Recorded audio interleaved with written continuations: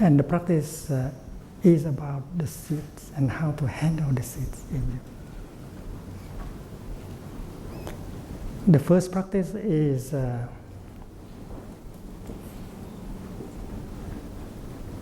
good, the bad seeds in you, like the seed of despair, the seed of jealousy, the seed of anger. Don't give them a chance. Let them sleep quietly down there, at the bottom of your consciousness.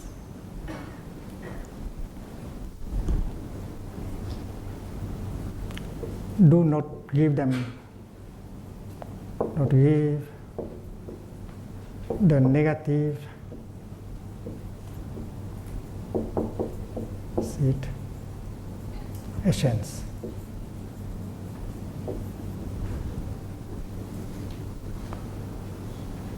Don't water them.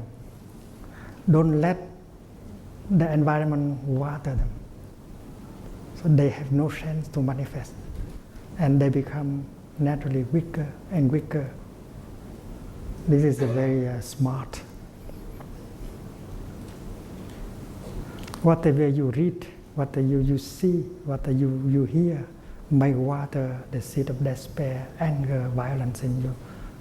So choose an environment where you are protected.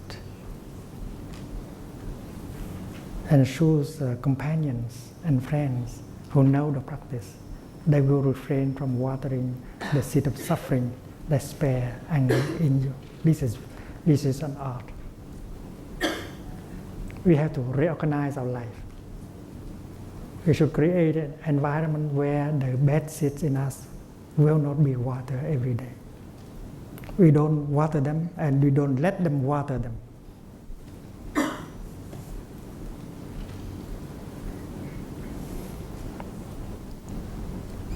You know that our consciousness, as we have seen the other day, has so many layers, and the upper layers is a mind consciousness. Ý thức.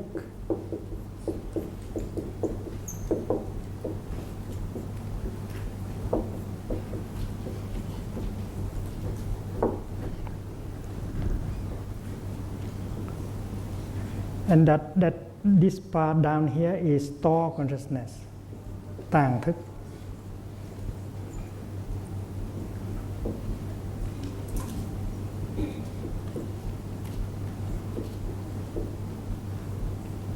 Tàng thức.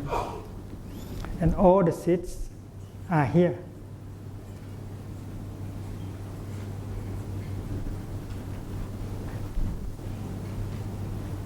Store consciousness is made of all the seeds. And that is why it has the other name, the totality of the seeds. Nhất thiết chủng thức.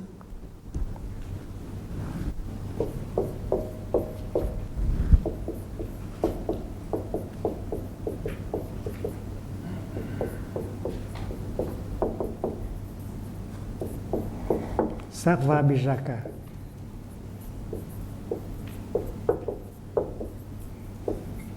Sarva means all, the totality. Bija means seeds. That is the name, the other name of store consciousness.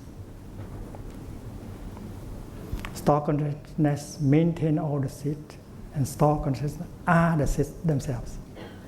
The maintainer and the object of maintenance are the same.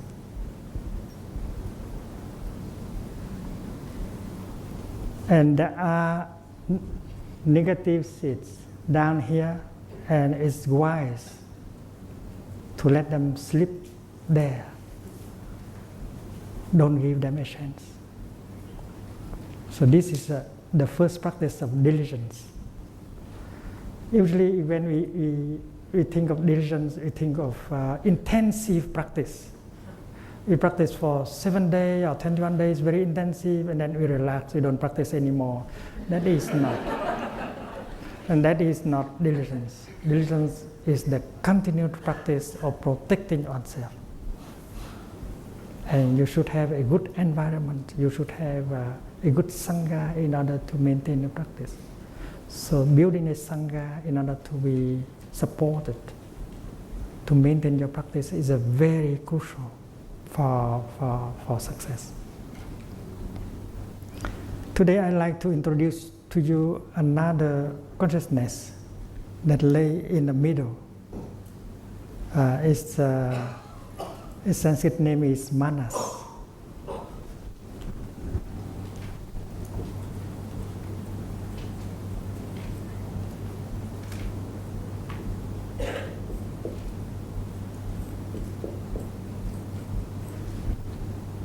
Matna.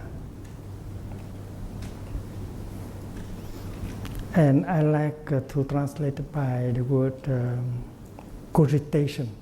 Cogitation. Like in cogito ergo sum, cogitation, consciousness.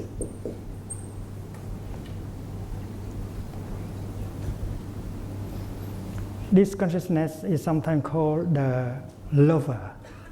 The lover. Tỉnh thức. Because it has the tendency to stick to embrace the five skandhas as a self, as a separate self.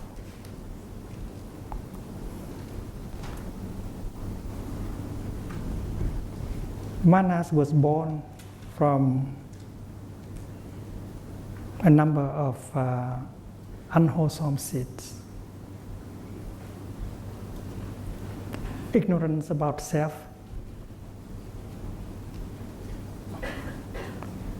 complexes of inferiority, of superiority, of equality. All these are the foundation of manas.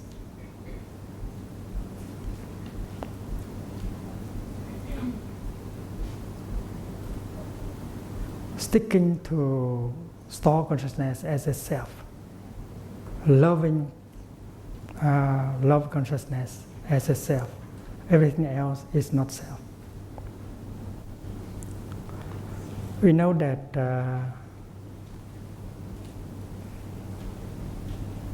if we have the complex of inferiority, that is because of manas. If we have the complex of superiority, that is because of manas. And when we have the complex that I am equal to him, to her, that complex of equality is also manas. According to the Buddha, self is an illusion. The true nature of reality is no self. When you look at a flower, you see a flower is full of the cosmos. The sunshine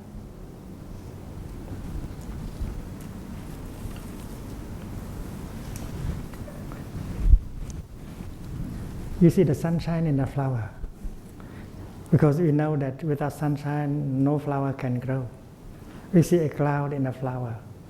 Without a cloud, there will be no rain and no flower can grow. The seed,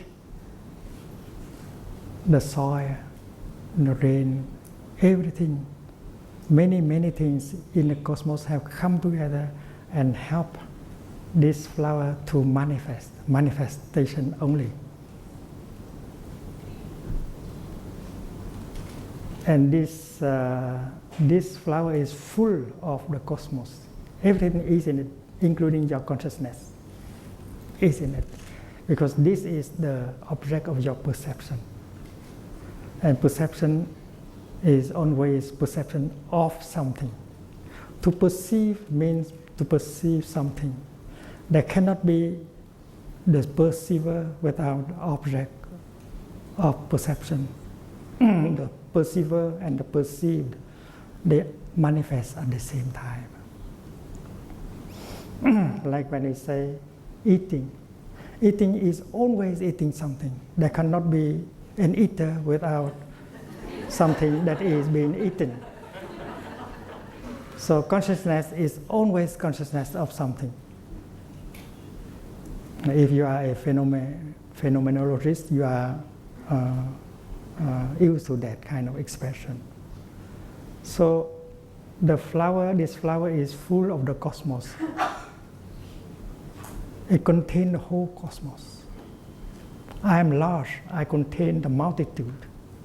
That's what the flower is saying.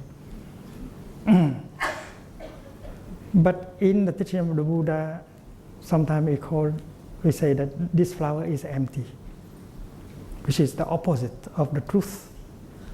Because the flower is full of everything in the cosmos. But why the Bodhisattva Avalokita say that everything is empty? And we want to ask the Bodhisattva, Mr. Bodhisattva, you say that the flower is empty. I think that it is full. Empty of what? To be full of the cosmos. But empty of what? And the Bodhisattva will smile and said, it is of course full of the cosmos, but it is empty of a separate existence, of a separate self. A flower is made only of non-flower elements. And you can list all the non-flower elements. But without these non-flower elements, the flower cannot be there. The flower cannot be by itself alone without non-flower elements. So the flower is full with cosmos, but empty of a separate existence. And so to be full of cosmos and to be empty of a separate self are just the same thing. To be full means to be empty. You don't have a separate self. How a flower could exist without the non-flower elements? So the nature of the flower is empty. Because of emptiness, a flower is possible. That is a very famous declaration made by Nagarjuna. Thanks to emptiness, everything is possible.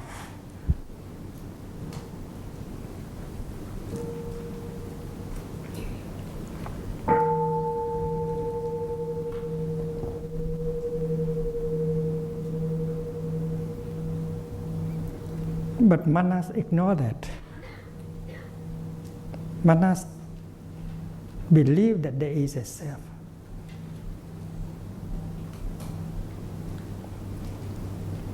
And that is why we can say that manas is born from the delusion, represented by a number of unwholesome seeds down there.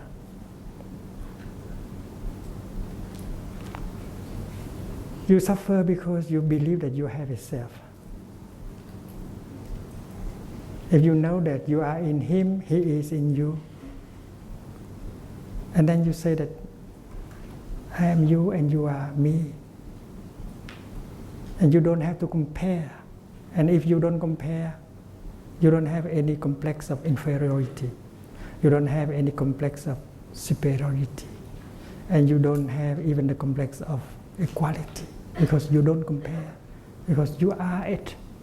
You are him, you are her, you are the cosmos. Everything inter-ease. The flower is a flower, but is also the sunshine. The flower is the flower, but she is also the cloud. The flower is a flower, but she is also the soil. So everything inter-ease, and that is the truth of interbeing. To be means to interbe.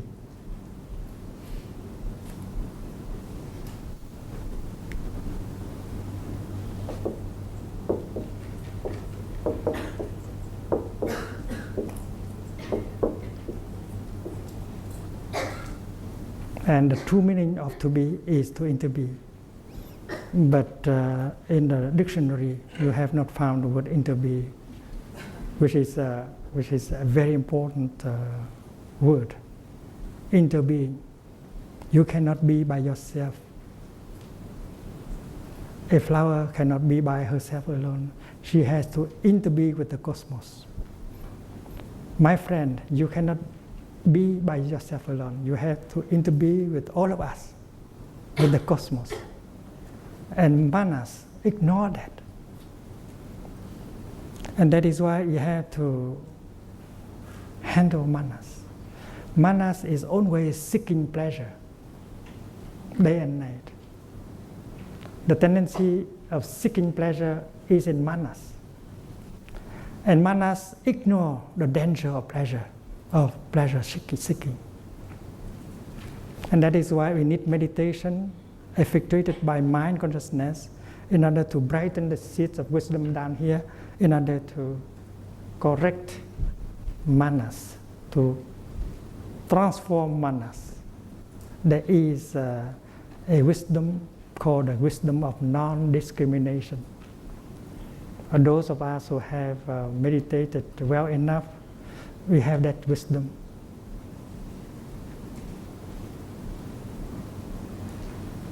It's like my two hands.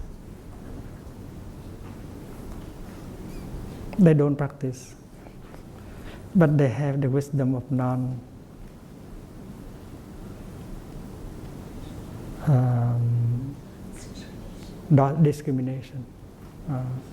Nirvikalpa jnana.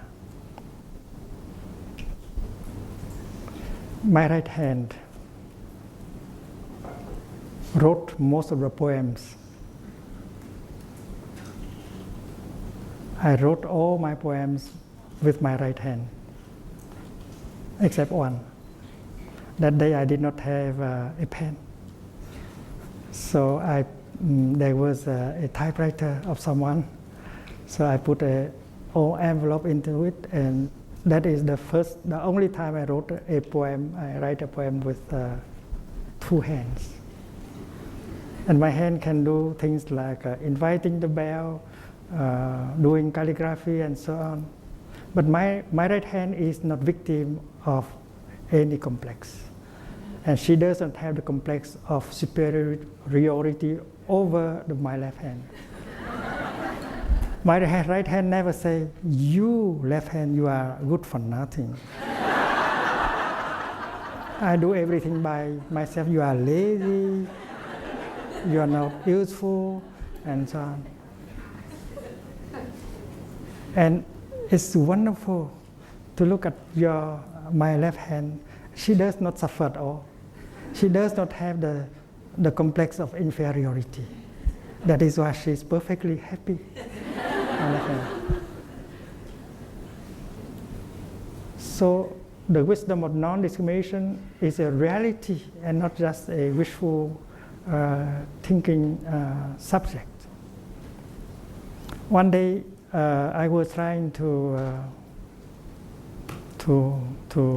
hang a picture on the wall, and my left hand was holding a nail, my right hand a hammer. And I was not very mindful that day. So instead of pounding on the nail, I pound on this finger. It's so painful. Right away, my right hand put the hammer down and took my left hand with a lot of compassion and care, and took good care of that, like it took care of itself. It never say, you left hand. I am doing you a favor. You have to remember that.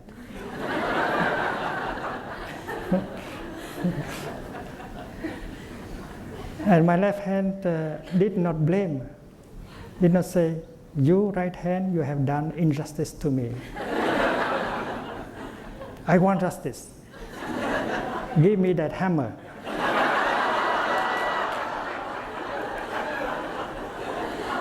No, that is not the thinking of my left hand, because my left hand is full of wisdom of non-discrimination.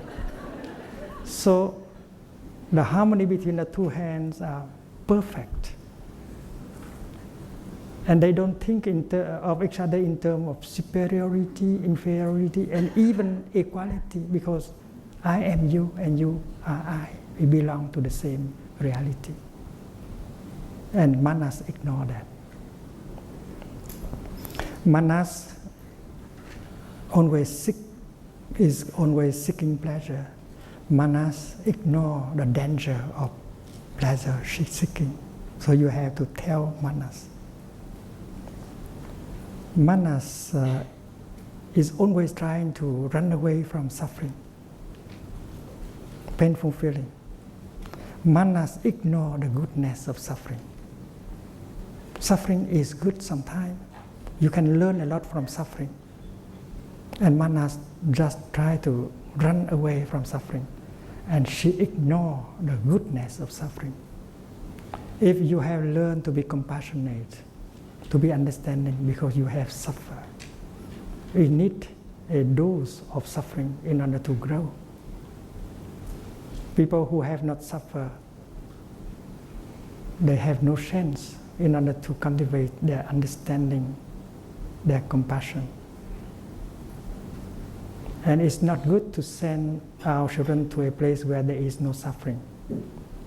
There, they have no chance to learn, to understand, and to love. So the kingdom of God is not a place where there is no suffering. Because if so, people don't know what is understanding and compassion. And that is not the kingdom of God. The kingdom of God is a place where there is great understanding and great compassion. And in order to have these things, you have to learn, you have to cultivate. And without the suffering, how can you cultivate compassion and understanding? It's like the mud. Without the mud, you cannot grow lotus.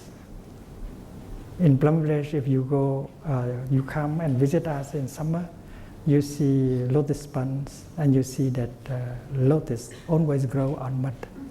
No mud, no lotus. So no suffering, no compassion, no understanding. So my definition of the kingdom of God is a place where there is great understanding, great compassion. And therefore, there must be suffering. There must be the mud in order the lotus to grow.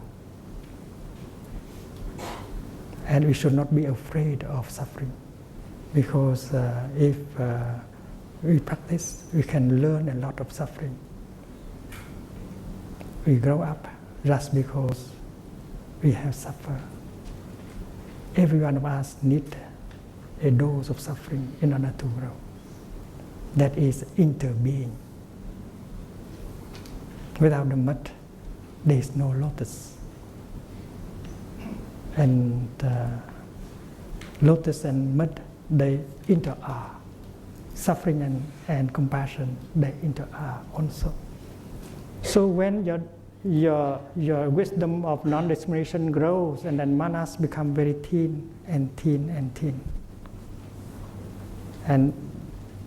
And the wisdom of non-discrimination, the wisdom of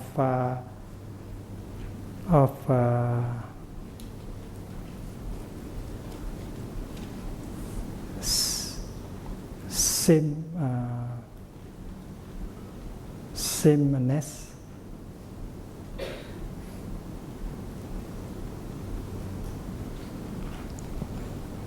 we replace manas when we get enlightened, we get transformed. So going back to the 4 practices of true diligence, we know that the first practice is let us not give the negative seeds a chance down here.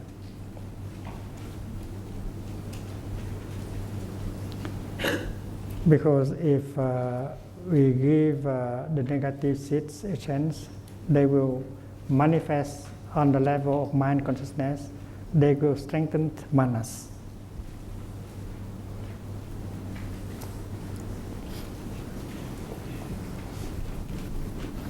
And each of us should write down the kind of practice we need in order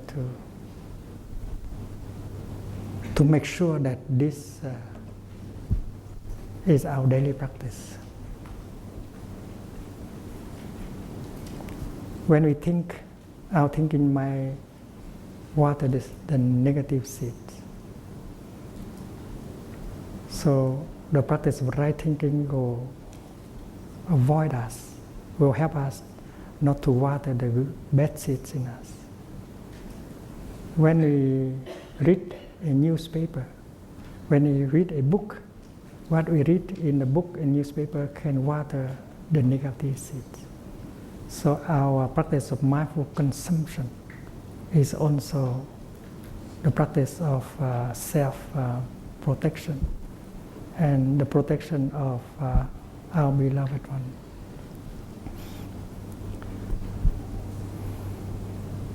The second practice of true diligence is when it happens that a negative seed manifests up there, try to help that seed to go back to its original place as quickly as possible.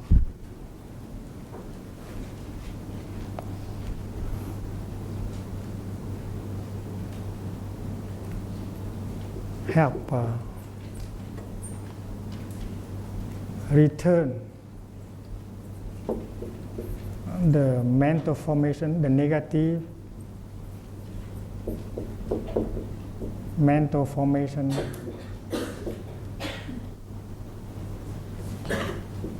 to its original place.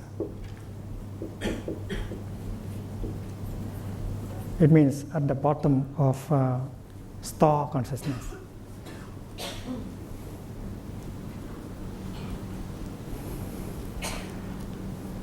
Suppose the seed of despair come up here.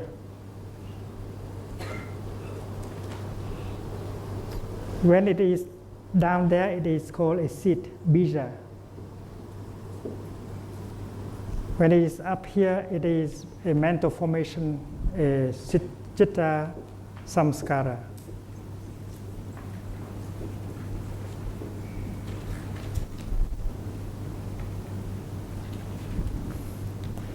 And if we allow this mental formation to stay too long in the level of mind consciousness, it will cause damage. Store consciousness is like the basement of our house, and mind consciousness is like the living room. And when one negative seed manifests, the second practice is to help that go back as soon as possible. And the Buddha proposed the practice of changing back. Changing back.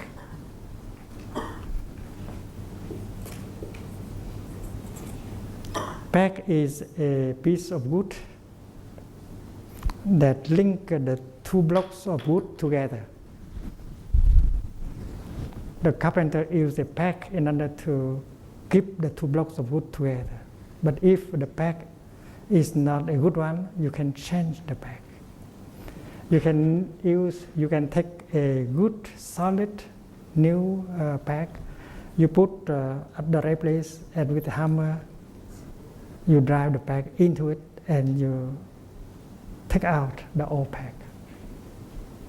So if a mental formation manifests and is causing damage to you, and then you should practice mindful breathing in order to invite another mental formation to come up to replace this one.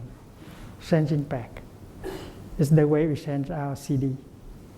If the CD of music does not please you, and then why do you have to listen? You push a button, you stop, and you change the CD.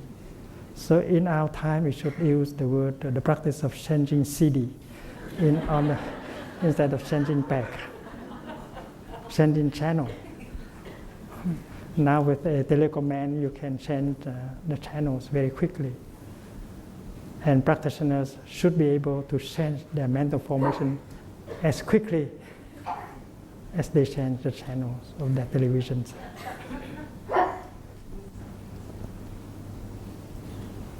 When we come to a retreat like this,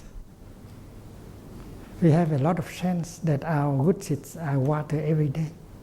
When I see a brother, a sister walking mindfully, freely, relaxingly with joy, that image water the seed of happiness, of peace, of mindfulness in us. So creating an environment where the good seeds in you can be watered every day is extremely important. Think of your children.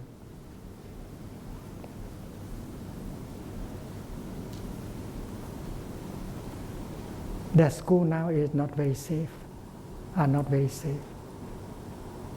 And where they go in order to entertain themselves are not very safe places. So the practice consists of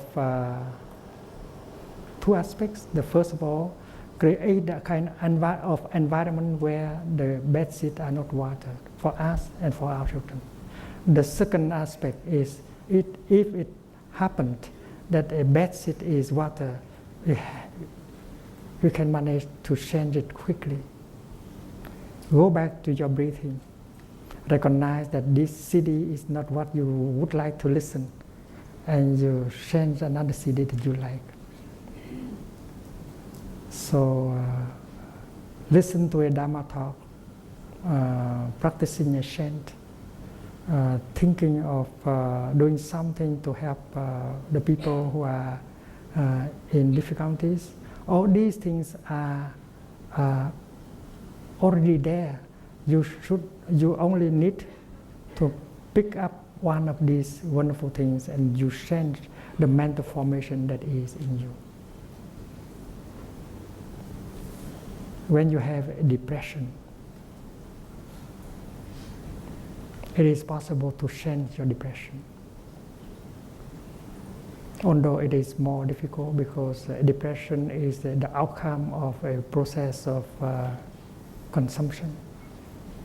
The Buddha said, nothing can survive without food.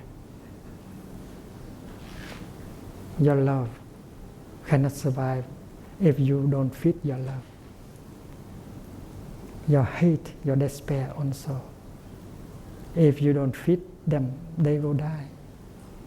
Your depression also. You have been feeding your depression by the way you live, by the way you consume. You must have consumed, you must have lived in such a way that make the depression possible today. So look deeply into your depression and identify the source of food, the source of nutriment you have used to nourish them, and just cut off that source of nutriments. And in a week or two, your depression will die. The Buddha said this, what has come to be, namely your suffering, your depression, what has come to be, if you look deeply into it, and if you can discover the source of nutriment that has been used to nourish it, and then you are already on the path of emancipation. So the second noble truth is conceived in terms of food, in terms of nutriment. You have used that food, you have used that nutriment to nourish your suffering, your fear, your depression.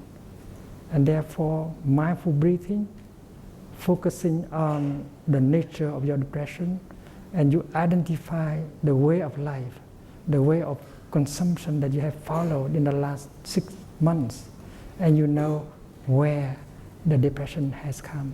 You have listened to them, you have paid attention to them too much, you have allowed these negative things to come and water the negative seed in you, and that is why the depression has become a reality.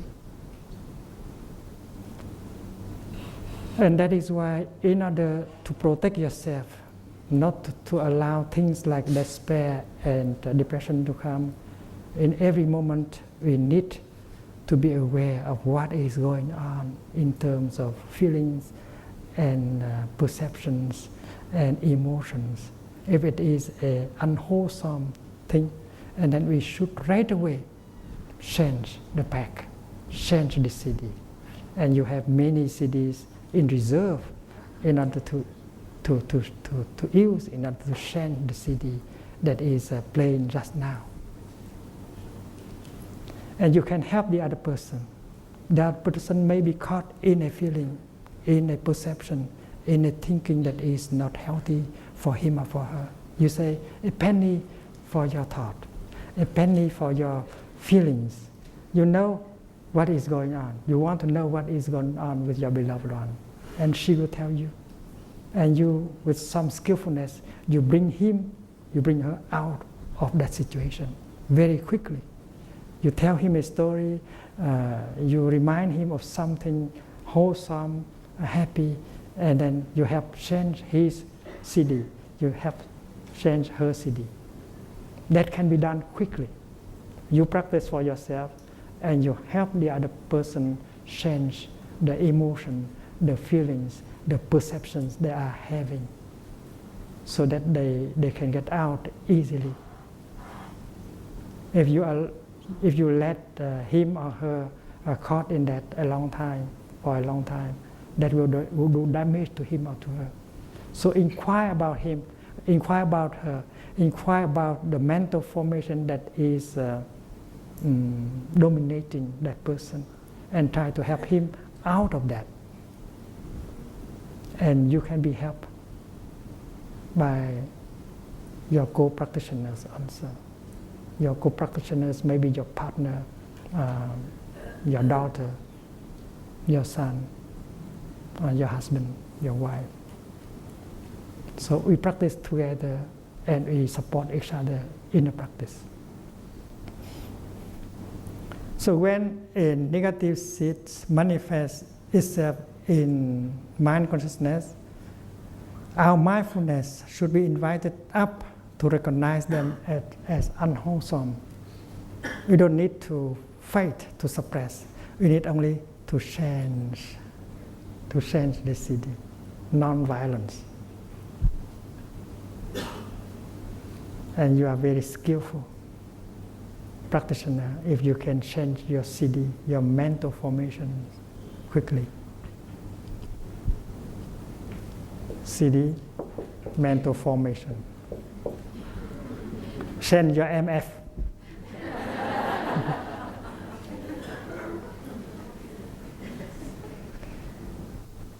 And then now we go to the third practice of true diligence.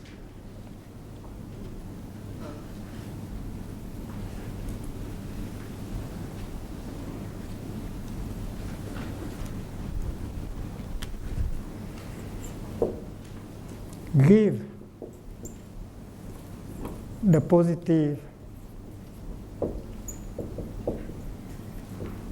seeds a chance.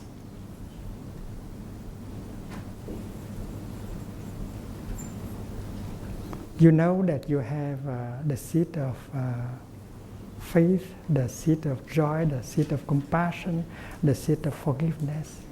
They are very wholesome. And if they manifest in you, you are a happy person. And you can make people around you happy. And that is why focus your attention on these wholesome, positive seeds. And do something to touch them, to water them. And this is an art also.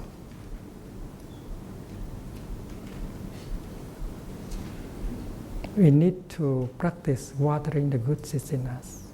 We need to practice helping to water the wholesome seed in the other person.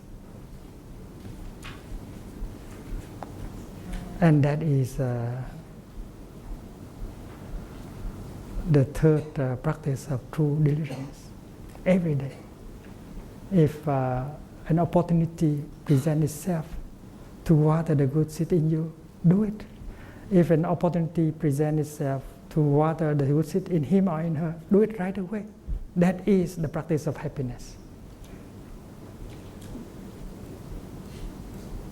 When the seed of compassion, of forgiveness, of joy manifests as a mental formation, you are happy.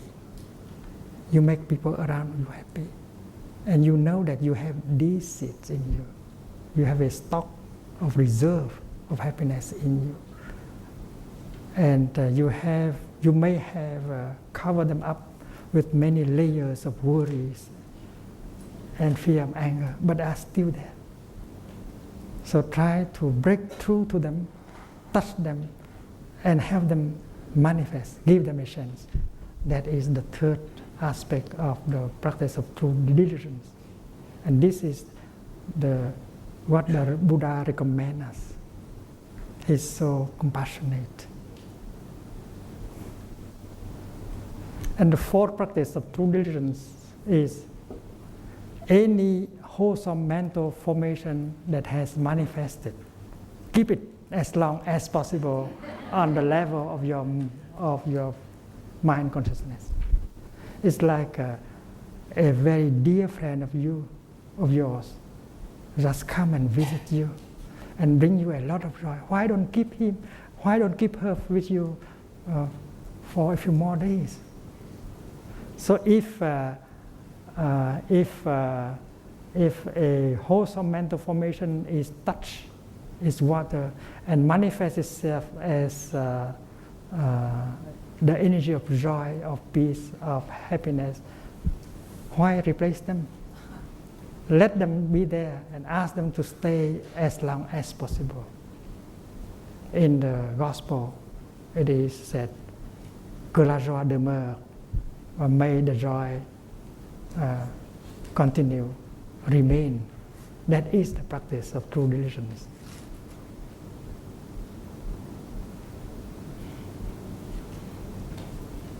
If you find the retreat pleasant, that walking meditation bring you relaxation, touching the wonders of life, and you are determined to continue, because it continues to nourish you, to transform you, continue to nourish you and transform your beloved one. So the wholesome thing, when they manifest, we try to keep them, to maintain them alive. And when they are alive up here, they will strengthen at the base, strengthening at the base. If the negative seed manifests up here, and if you allow them to stay too long here, and then at the base they will be strengthened.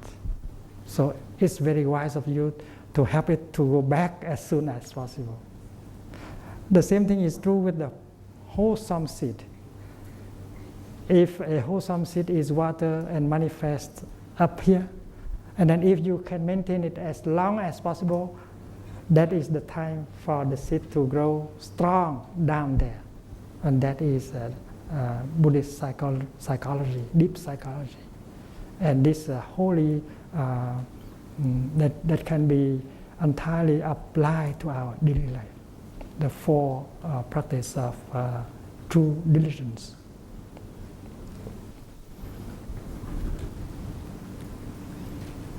Tomorrow we shall have a session of questions and answers, and you are invited to ask your questions. And the best questions are the questions that have to do with our suffering, our happiness, our practice, our difficulties also. And we know that a good question can benefit so many people.